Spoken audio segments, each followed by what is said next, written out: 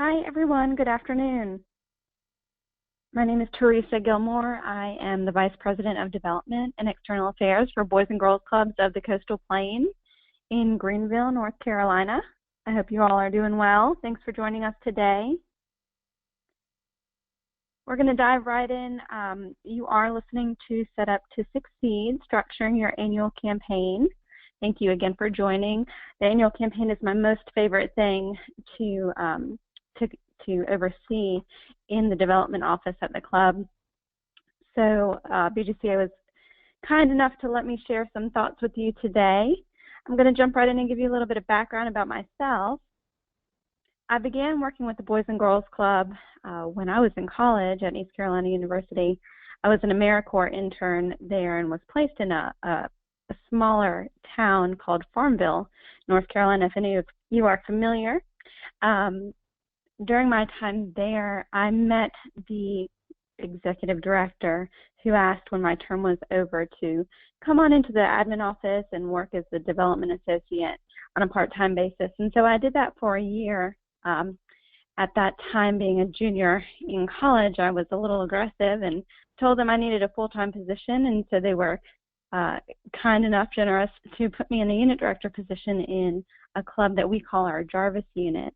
And that's in Uptown Greenville, working with inner city youth, most of which came from the homeless shelter at the time.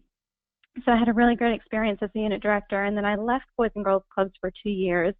I became the executive director of another nonprofit called Literacy Volunteers, working with adults. My youngest learner was 18, our oldest was 82, so it's quite different than working with Boys and Girls Clubs. But I was soon recruited to come back to the clubs in 2013 in the role of Vice President of Development, which I was very, very excited about. And so now you can see some pictures of me and my kiddos from when I was the unit director, but now we are serving 5 counties, 10 clubs, which 10 years ago when I was with the Boys and Girls Club the first time, we were in 1 county, 5 clubs. So we have doubled our reach. We're serving 1,200 kids every afternoon, and I am so excited to be back with Boys and Girls Clubs and to be making a direct impact on the kids who need us most. So enough about me. I'm going to give you a little bit of history about our organization and let you know kind of where we were in 2008 and how we got to where we are today. So a little bit of history. Just kidding. So in 2008, right before the recession hit, our organization was 70% grant funded. And at the time, we had about a $1.3 million budget. You can see that we had less than 30 Circle of Champions members, and what that means is that is our major gift threshold. So we have a recognition level called Circle of Champions, and those are for individuals who give $5,000 or more in a year, and corporations or foundations who give $10,000 or more in a year. Our annual campaign was simply a letter writing campaign at that time, and what we were doing was not sustainable. And so after the recession hit and we lost a lot of federal dollars, a lot of grant funding, we knew we had to do something different. And so between that time and now, where we are now is we are funded by individuals and businesses at about 70% of our budget. So 70% of the revenue comes from our community, our individuals and our small businesses. And we do still receive grant funding, both non-government and government grant funding, but not nearly as much as we were back in 2008. So we support a $3.7 million budget now. Again, just to give you some perspective, that's 10 clubs in 5 counties that we serve. And last year in 2015, we ended the year with 145 Circle of Champions members. So again, our major gift donors. We have a comprehensive annual campaign, which I'll walk you through in a moment, with over 100 volunteers. And we are seeing approximately 90% retention rate from our major gift donors. And so a lot of that has to do with stewardship and cultivation. And so we'll dig a little bit deeper in just a moment about that as well. But I wanted you to see some history, kind of where we were and where we are today, and let you know how you can get there, because you can do it as well. So how did we get there? The transition really started in 2013. We had a new CEO join us in 2012, and she built a dynamic team, put some new positions in place, and brought a lot of knowledge and innovative ideas to the table. So in 2013, we created a resource development plan. We had never had a formal one in the organization. We spent a lot of time creating that. We engaged our resource development team and a lot of our board members through ad hoc committees and created a plan that would work for our community. We also started a comprehensive annual campaign, and that's when we really began sequential fundraising. We set a really defined timeline for the campaign. We all know in development you're raising money from the first of the year to the 31st. A funny story about that is at 11:59 each year, we have a donor who drops us a little contribution, a rather large contribution via PayPal. And so my point is that we know we are fundraising all year long, just up to the last minute, but for our volunteers, we found that it's very important to have a defined timeline. So the annual campaign that we conduct runs March through June each year. We, at the end of 2013, with those 3 steps and a couple of other things that we put in place, we were able to recruit 67 Circle of Champions members, again, our major gift donors. And then since then, we have formed what we call the Special Forces Committee, and that is simply a major gift committee.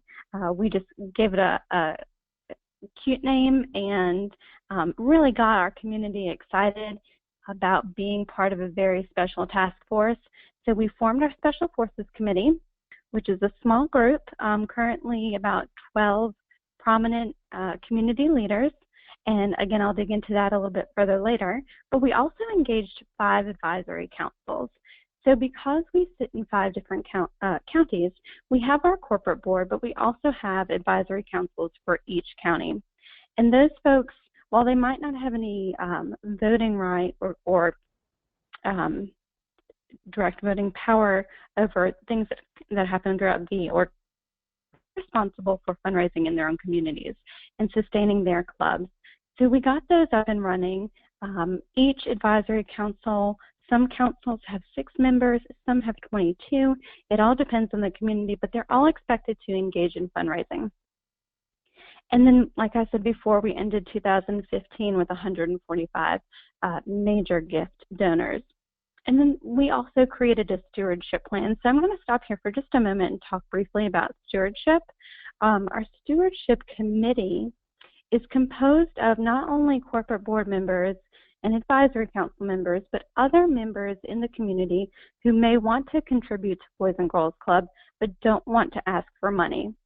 So we know in development, we want to engage as many volunteers as possible, get them really sold on our mission, and engage them. We know that through engagement, they're going to become donors, stay donors, become larger donors is our goal. So our stewardship committee makes sure that each donor, whether they give $1 or $1 million, that they get 7 touches throughout the year. The stewardship committee, like I said, the people who are engaged on the board and advisory councils, they go and they make stewardship calls to donors who give a gift of $5,000 or more. So again, the stewardship committee goes and visits people face-to-face to say thank you, not to ask for money, if they've given a gift that qualifies them for the Circle of Champions.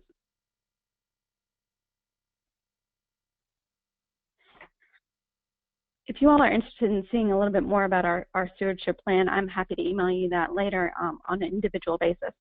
I do have some specific thoughts around stewardship, and I'm happy to share those. But what you're here today for is what is the structure to success? So on the next slide, you're going to see how we do it in our organization. Hopefully, you all have an RD chair on your board of directors. We have a dynamic RD chair, and the role of this RD chair for us is to oversee not only the annual campaign, but also special events, grants, and any other revenue-generating initiative.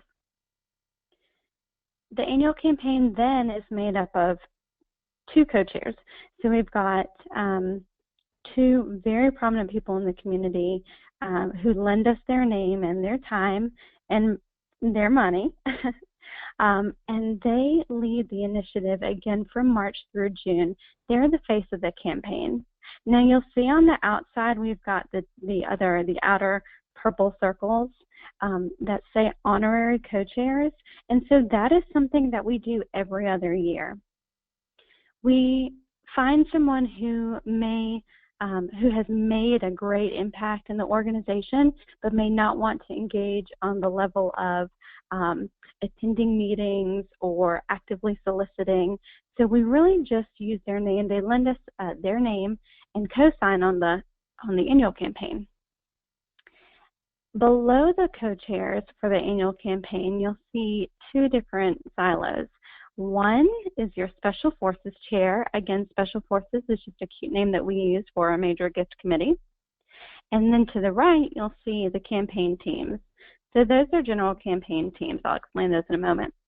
The meat, probably 80% of our annual campaign, comes from the work that the Special Forces Committee that they do. And so the chair oversees, like I said before, about a dozen prominent volunteers in the community who go out and only make major gift solicitations. So when these 12 deploy, they're going out and they're asking for money, gifts of $5,000 or more. To the right, the general campaign teams are folks who are going to ask for maybe your mid-sized gift or your smaller gift. And so the purpose of that is more community engagement, community awareness, obviously fundraising, but at a different level. And so we're doing those 2 things simultaneously.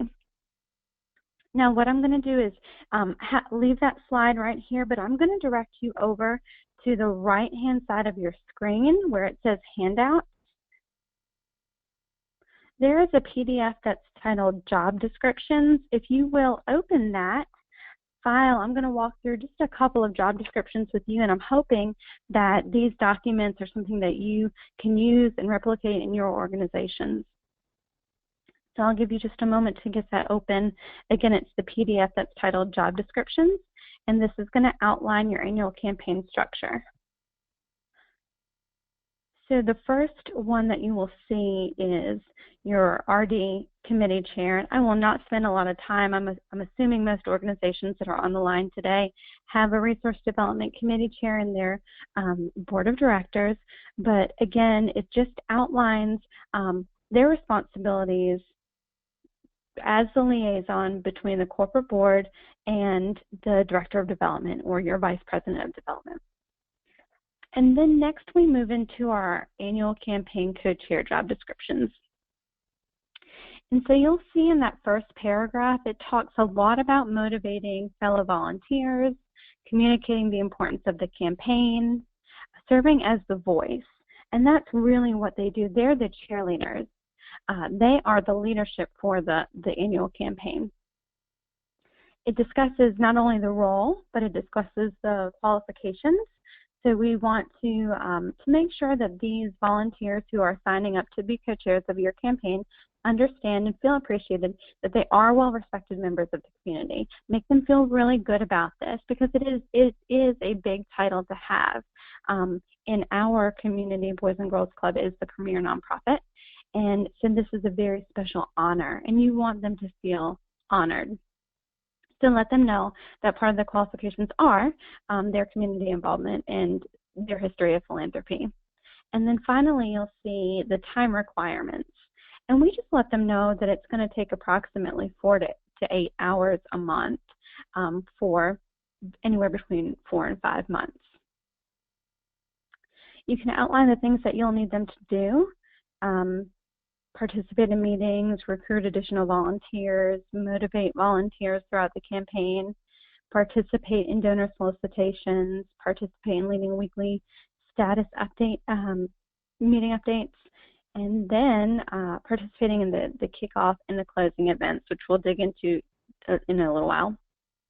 There is always a disclosure that says the organization's leadership handle all administrative and coordination tasks for the campaign and will provide campaign training to all campaign volunteers.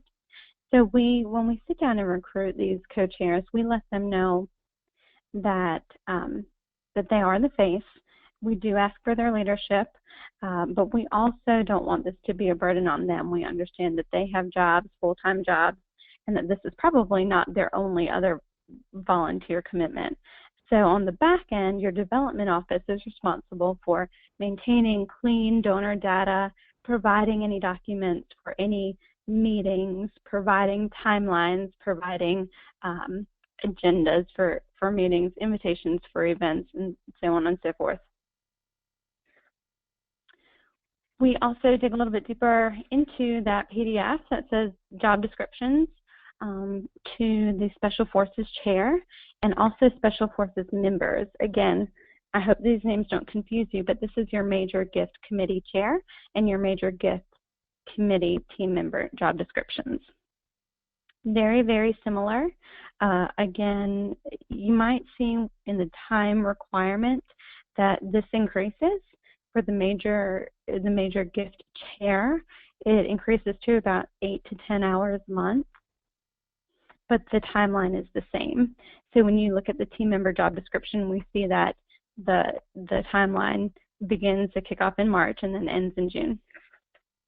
And then you've also got a job description for your team members, your general annual campaign team leaders and your team members. So the only thing that differs for them is that you give them a very, very clear role in less of the leadership and more of the actual doing. So these are truly, truly your worker bees, and we walk them through at the beginning where it says role of team member through sequential fundraising. We talk to them about making solicitations. We talk to them about inviting their peers to an ask event, and then we talk to them about mass appeals. And so at the end of this presentation, I'm happy to take any questions about these job descriptions, but at this time I am going to move on, and now you know what you want. Now let's talk about who you want.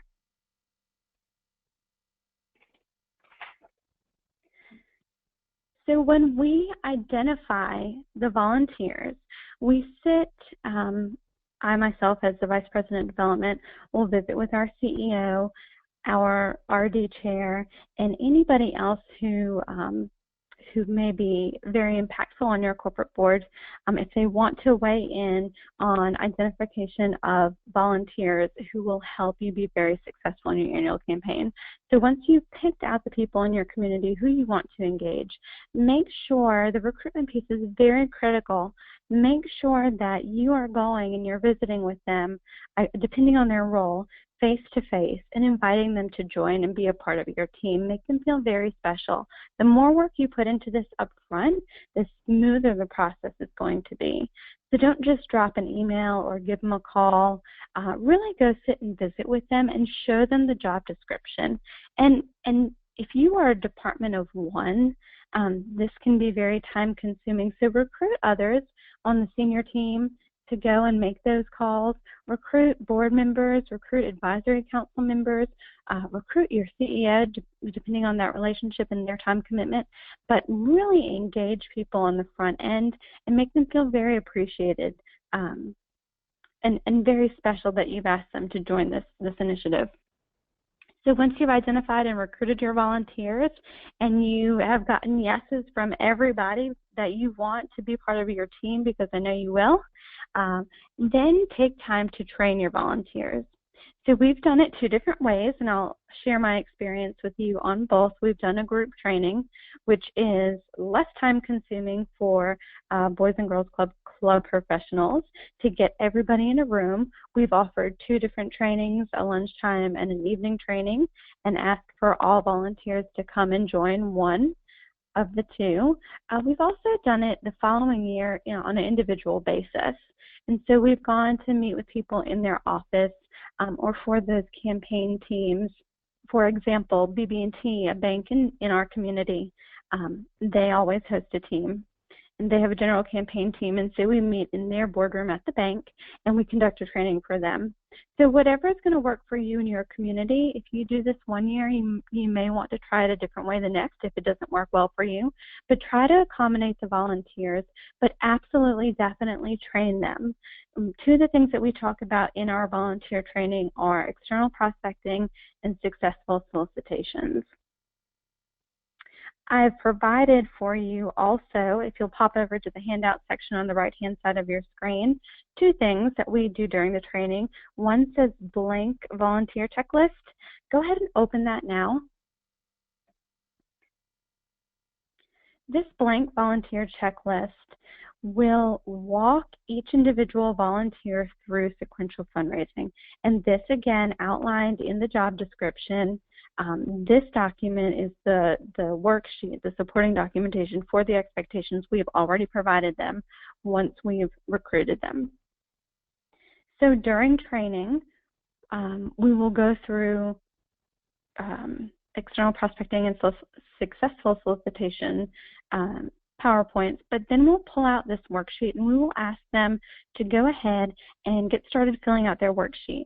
So we ask them to identify at least 3 major gift prospects, and this is specifically for the general campaign teams, not the Special Forces Committee, and I will come back to that.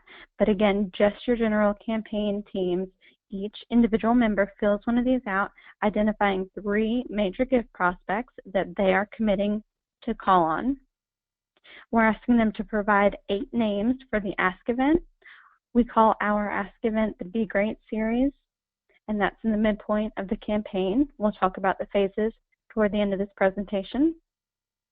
And then we're asking them how they'd like to participate in the mass appeal strategy. So they can either write and mail letters, they can participate via email, they can have a personal fundraising page, or they can do the text to give campaign. So we try to give them a lot of options to be able to reach out to the masses and collect those smaller gifts. So this is a good worksheet to use, a good tool for you to use during your training. And then also the PDF on the right-hand side that says Sphere of Influence. I've seen a lot of different versions of the Sphere of Influence. This is just one that we use, and it identifies different bubbles for people to begin to think about their friends and family that they can engage. So what civic clubs are you a part of? Who from those clubs can you ask to get involved with Boys and Girls Clubs? Identifying your friends and family, your close friends, close family who may want to participate, colleagues, business associates, vendors, service providers, personal community, neighbors, things like that, people they attend a church with, a book club. Get them thinking outside of their everyday and think about who they know that they can engage in the annual campaign. Once you've conducted the training and the prospecting using the Sphere of Influence, then we always provide them campaign material. We're going to dig deeper on the next slide about the campaign material, so I'm going to hop down to engaging and communicating. There are a couple things that you want to do. Like I said before, once you've identified and you're recruiting your volunteers, make them feel special from the very beginning. Make them feel valued. One great way to do this is through your campaign kickoff or your launch event. The hospital in our community is one of our general campaign teams. They always have a small group who serve as a team on our annual campaign, and they are kind enough to open their facility to the Boys and Girls Club and to host our kickoff. If you have a great community partner like that, someone who's able to incur those expenses on your behalf, I encourage you to take full advantage of a partnership like that.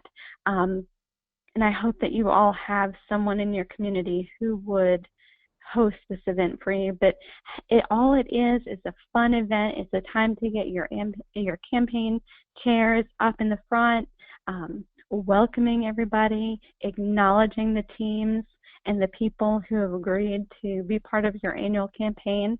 It is also a time where we distribute, when they walk in and register, where we hand them their approved checklist. So the volunteer worksheet that you had them complete during training, a lot of people are going to have the same names, especially if you're in a small community. So for example, if my husband and I were serving on this campaign together, assuming that he as a banker and I in development know the same bankers and we know their success, we may have similar names on our worksheets. But it's the job of the Boys and Girls Club professionals, so your vice president of development or your development director, to take all the checklists after training, mull through them, and just compare and make sure that no one donor is being solicited more than once. So depending on the number of volunteers you have, for us it's about 100 annual campaign volunteers. It can be very time consuming, but the same thing I said before is the more effort you put in on the front end, the smoother this process will go. There's nothing worse as a vice president of development to get a phone call from a donor saying that they've had multiple calls and hearing their frustration. So if you can sort through these and provide each volunteer with an approved checklist at your campaign kickoff, you're going to save yourself a lot of heartache later. Also, weekly follow-up.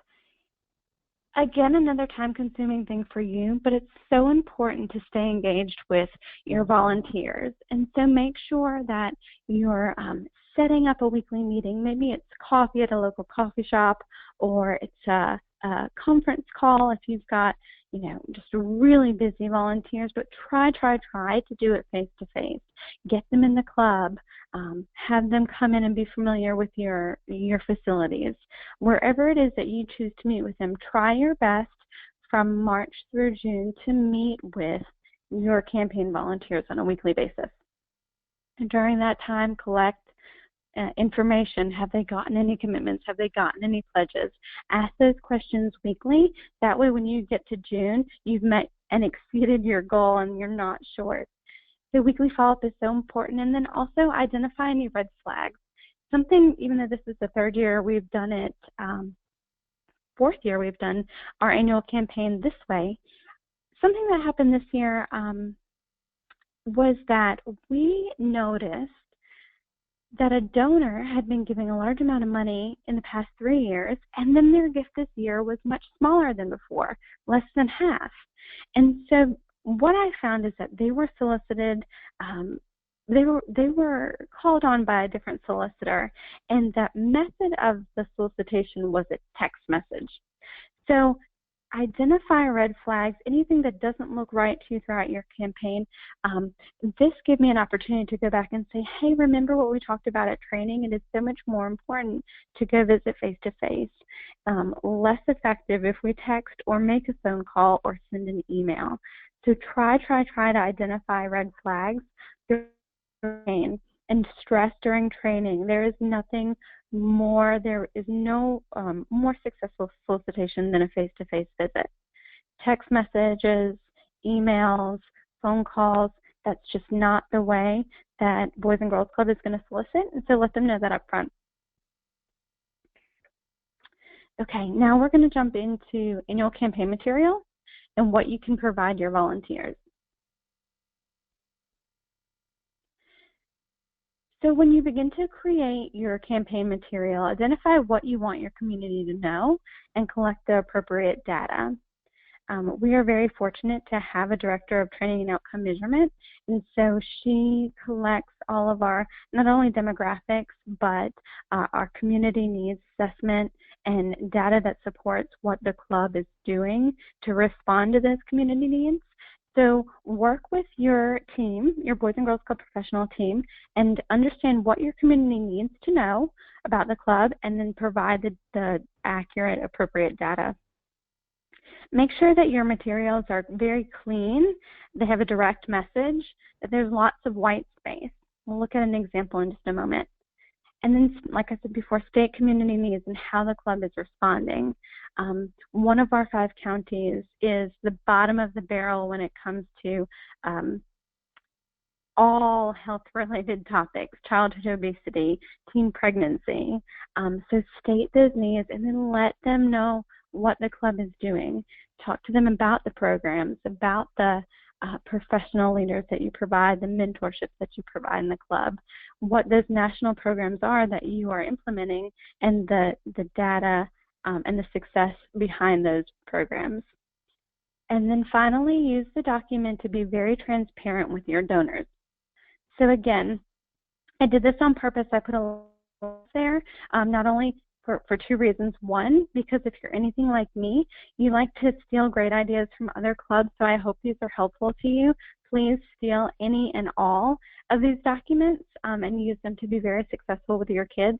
But also, if you're anything like me, during webinars, you're putting it on, you're listening, and you're engaging in your email. So if anybody is like that and like me, I've tried to make this very interactive.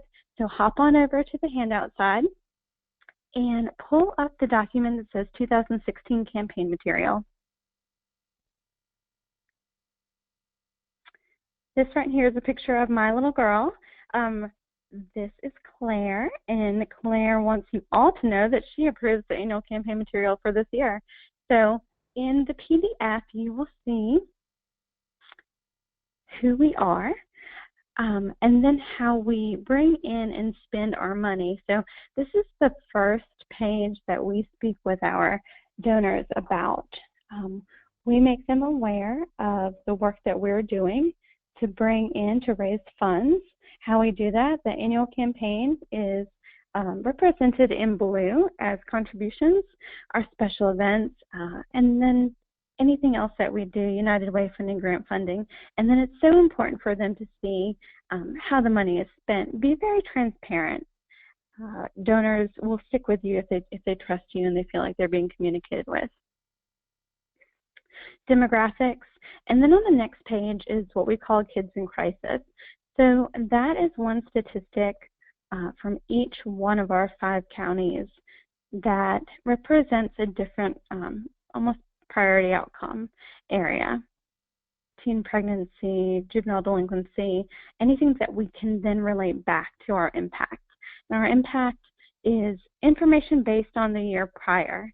So you can see we include things like increased average daily attendance, increased membership, members that have participated in homework help, community service, economic value added, the number of members who attended Club 105, and then also the total number of members served. And we, that particular year, implemented a feeding program. So we mentioned that there as well. This next page, the half page that you see, it says academic success, good character and citizenship, and healthy lifestyles. That's actually a pocket. And so we put our pledge card inside there, and then we also put information about the Circle of Champions, which is our major donor recognition level. We put those things inside of that pocket. Continuing on, any volunteer that is associated with the Boys and Girls Club during the annual campaign. So our board of directors, our major gift volunteers, our special forces, and then our co-chairs and our honorary chair name. And then the last page that you see is actually the back of the trifold, and it just shows the area that we serve, our footprint. And so that is a sample of our annual campaign. I hope that helps and gives you an idea. I know there are a lot of clubs out there who have amazing annual campaign materials, and I'd love to see theirs. So I hope that ours has sparked an idea that you can take back to your club. And we're nearing the end. The last thing that I will talk to you about is the annual campaign phases. So just to recap real quick, because this is the last portion of the webinar that we will discuss today. To recap, we did talk about the structure. We talked about the volunteers, what you need to do with the volunteers once you get them, the materials to provide them. And now let's talk about the timeline. So the annual campaign is divided into 4 phases. You have Family First, which is pre-campaign kickoff. And at that point, You have engagement with your corporate board of directors and your advisory councils, also your employees. And this is a point where you go and you visit with each of them individually and you ask for their gift for the year. So you're going to speak with your family first before the annual campaign kickoff. I'm really interested. I wish I was in front of you guys to see who does engage in an employee campaign. We began this in 2013, and it was actually a success. It's become more successful. But what we do during that time is we tell our employees that it's not about the amount they give, it's about whether or not they give, period. So we like to go back to our donors and say 100% of our employees give back to the club. And that's a very powerful statement. Same thing with our corporate board, to be able to go to your donors and say 100% of our board members give. And you all know this. But if you don't do it with your employees, I'd encourage you to give it a try. And if you would like, email me and I will supply you with the form that we use for our employee campaign. The second phase moves into your major gift solicitations. So that's right after your campaign kickoff. Our campaign kickoff this year happened to be on St. Patrick's Day. Great fun. Everyone wanted to celebrate that day. No better place to be than at a Boys and Girls Club celebration for the annual campaign kickoff. Special Forces Committee and General Campaign teams working simultaneously at this time. So if you'll reflect back to the chart, the Special Forces team, aka Major Gift Committee, is next to your General Campaign teams. And so that's just to help you visualize that they're doing work at different levels, but at the same time. And so those major gift calls happen in March. So thinking back to your worksheet that you're providing your General Campaign teams, the 3 names that you've asked them to identify as major gift prospects, you're hoping that in the month of March, that's when those calls are being made. Because when you get into April and May, you're gearing up for your ask events, and that's what we call our Be Great Breakfast. So if you can visualize, I'm going to kind of pull you out of the weeds for a second. And when you look at our budget, we have special events, but don't be confused because the Be Great Breakfast or the ask events that we conduct are not considered special events. Those are direct contributions that go into our annual campaign. So again, this may be a very hairy concept. It might not be for some, but if you have specific questions about this, let me know. Later you can put your questions to the right in the question box and I'll answer those in just a moment. But again, our ask events, we have 1 in each county. So we're conducting 5 Be Great Breakfasts throughout the year, and that's during the months of April and May. And what those events look like are this. It's an hour program. We invite, there's no ticket price. We recruit table hosts, kind of like you can see on the worksheet for the General Campaign teams, where they serve as a table host and they're asked to invite 7 guests. Tables of 8, no ticket price. On the invitation it says that it is a fundraising event. No gift is too small, no gift is too big. And they come, they have breakfast. We have the children's choir. We always have a Boys and Girls Club member, typically our youth of the year, MC the event. We have a 20-minute speaker, and then we have someone who comes up and does the pitch and asks for money. Very easy event to conduct, very low cost, a great way to engage a ton of community members. We normally see about 100 or 120 donors at those events, and then they're out and they're back at work and they've made commitments. Pledge cards, if you want samples of those, email me later. Happy to share those with you as well. And then finally, our mass appeal, which we conduct in June, and that is your letter writing campaign, your personal fundraising pages, your text to give campaign. So anything that's going to be sent out to the masses and collect those smaller gifts. We don't want to leave any money on the table. Big gifts we're checking off in March, those mid-sized gifts we're checking off in April and May, and then the small gifts we're collecting in June. So we don't discriminate. We take money from everybody and anybody, and we take all size gifts. So at this point, I'm going to open it up for questions. I give you a lot of information today. Hopefully, I give you some good nuggets to take back, and I will, okay. Opening your questions now.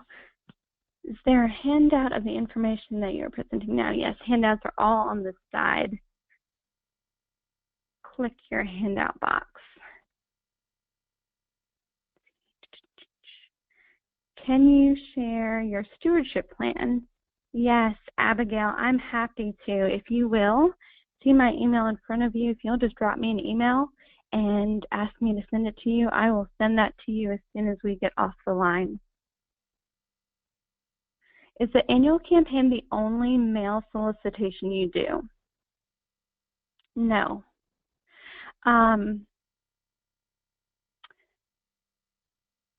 This is hard not knowing from where your organization is. So what we do outside of the annual campaign is we send 2 newsletters each year. We do one in the spring and we do one in the fall. It is 4 pages. It's 1 large page folded. It gives an update of all organizational events, anything from special events to youth of the year to, we give a good mix of kid-focused things, but we also recognize our sponsors, and we always include our Circle of Champions list. We also always include an envelope for them to send back, a remittance envelope.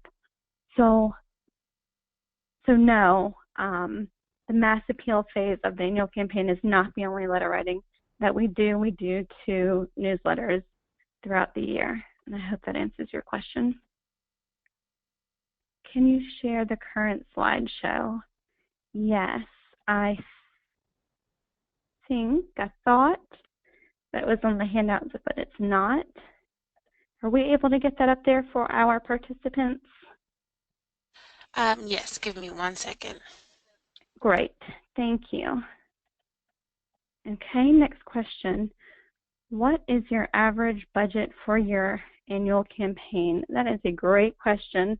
The first year we started this in 2013, it was $400,000.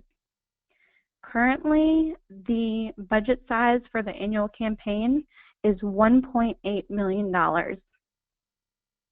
So we saw a very big jump. But again, at the beginning of the PowerPoint, when I talked to you about where we were and where we've come, it is primarily because of the structure that we've implemented with the annual campaign and the number of volunteers that we've engaged throughout the community. Next question. Okay, this is a great one. I like this concept, but it does seem time consuming. Our club is very special events focused. I'm curious as to how many special events your club does, and I'm glad that you asked that. I did make mention that our Be Great breakfasts are not considered special events, that they are part of the annual campaign. Outside of the annual campaign, the number of special events we have are 4. 2 organization-wide events. One is what we call our ultimate pregame party. It's a big tailgate party. It used to be a black tie affair. About 5 years ago, we changed that to a tailgate party. We live in a college town, so it works for us, works for our community. The second one is our golf classic, and that is actually put on by 2 companies in town. They host it on behalf of us, and we just provide most of the clerical work, collection of data. So those are the 2 organization-wide events we have. Then we have 2 small towns, Farmville and Ayden. Those advisory councils, they hold reverse raffles. So we have a total of 4 special events outside of the annual campaign. Okay. Oh, Beth, I just saw your message. Thank you. Okay. Same question. Do you have other special events other than Ask events? I hope I just answered that for you. Can you share more about your staff structure and how they are a part of this process? Yes. I hope my staff is listening because it's quite a funny answer. It is in the development department, it's myself and our annual campaign coordinator. Currently the two of us. We have two openings. We have a special events and marketing coordinator, which we're hiring for at this time, and we're also implementing an additional position. So beginning in January 2017, you will see in our department Vice President of Development, that's myself, Major Gift Officer, Annual Campaign Coordinator, and Special Events and Marketing Coordinator. So there will be 4 who maintain and oversee all development initiatives for the organization. If you would like some specifics on the duties of each staff member, feel free to email me later, Katie. I'm happy to share those job descriptions with you. How are they a part of the process? I will answer that.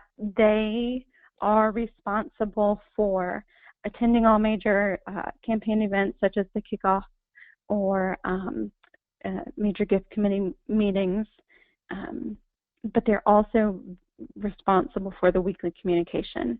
So between me and the annual campaign coordinator, some others on our senior leadership team, our executive vice president, for example, has a large hand in follow-up. We make sure that we're communicating weekly to collect data, to help provide donor history, but then also to go on calls. So we almost never have a volunteer who's going out and making a solicitation, a large major gift solicitation, without asking someone from the club to come. It's not mandatory to do it that way. It's helpful to our volunteers.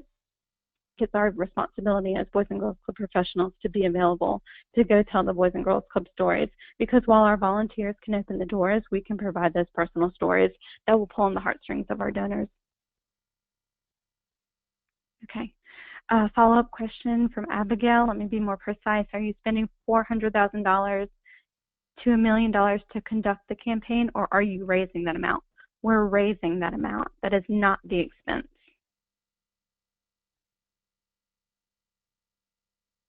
Thank you. We got a congratulations on our change. Thank you. Out of the 4 positions, who would be responsible for grants? Ooh, I always forget about my dear grant writer. So we have a amazing contract grant writer. She does not sit in those 4 positions. She is contract. So she works maximum of 10 hours a week.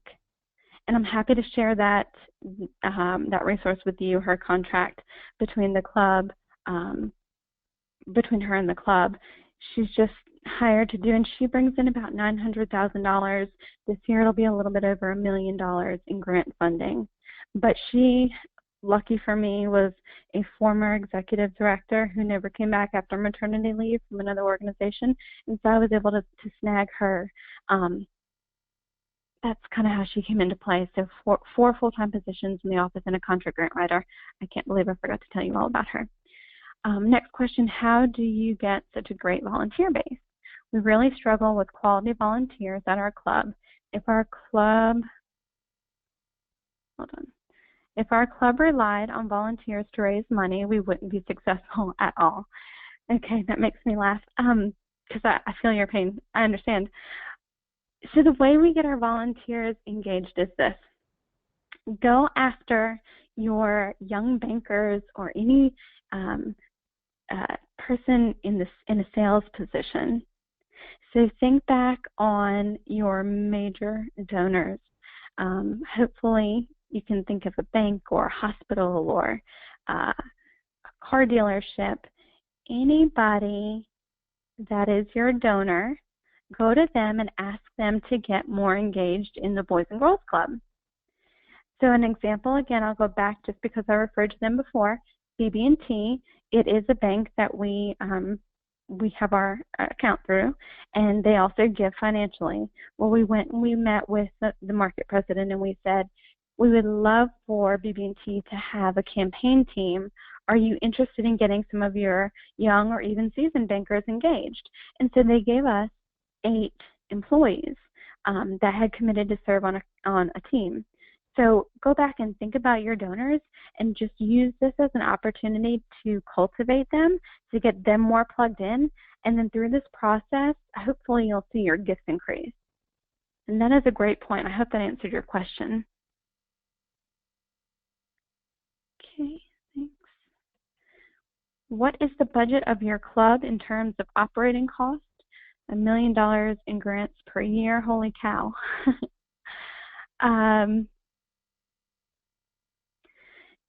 Okay, I'm going to see if this is Megan. Okay, Megan, let me share this with you. I will communicate with you if you will. Just drop me a note offline. You and I can talk. But our operating budget is about, at this time, it's $3.7 million. And of that, $1.8 million comes from the annual campaign.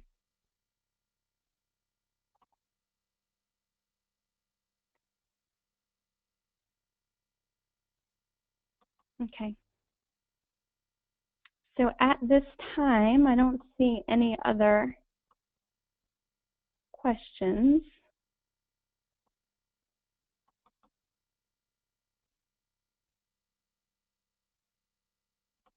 I'll give everyone just a moment.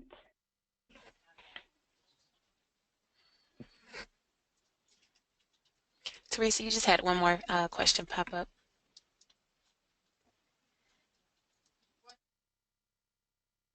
Okay, which program did you use to design your campaign material?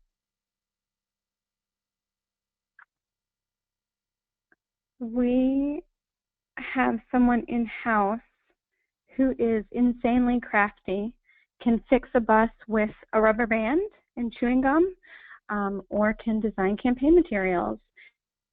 So he, at the time, was our Director of Facilities and Maintenance, and I can't promise you that I could tell you the exact program he used, but it was on his Mac. This was all done in-house on his Mac. Jennifer, I can share this information with you. I see that that is your question. And if you would like to quickly just drop me a little note that you're interested in learning more about this specific program, I can get you those details. I am not a techie person, but I can provide you the information.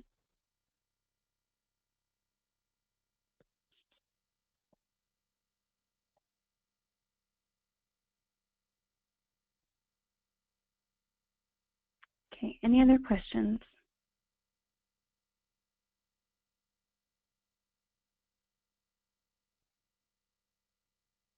Okay, I am not seeing any more at this time. One more right here.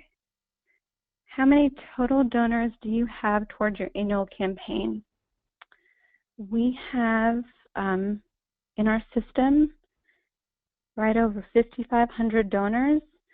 Right around 3,200 are active. When it comes to the annual campaign specifically, I know that we have 800 major gift prospects.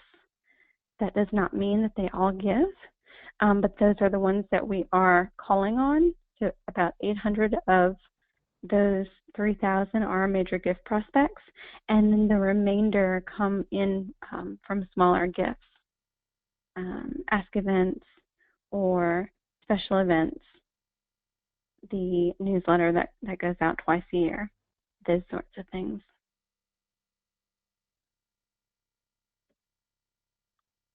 I've got some very kind messages. Thank you guys so much. I want to let you know that I really appreciate your questions. And if I missed any, which I don't see that I have, but if you have any more, please feel free to contact me. I hope this was helpful. I'm really thankful for you guys hanging in there with me for this last hour. And if I can do anything, I'm just an email away.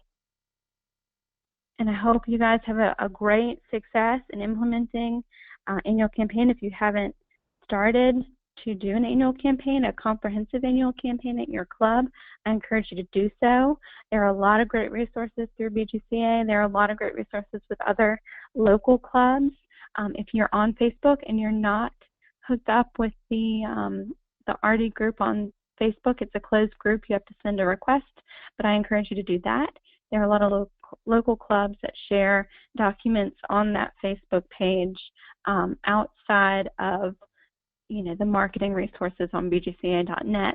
I've gotten a lot of great ideas. I've seen a lot of innovative documents lately. So I encourage you to get on bgca.net and also engage on the RD page on Facebook. And please email me. Let me know if you have questions, and let me know of your wonderful successes with your annual campaign in the coming year. Thank you guys so much.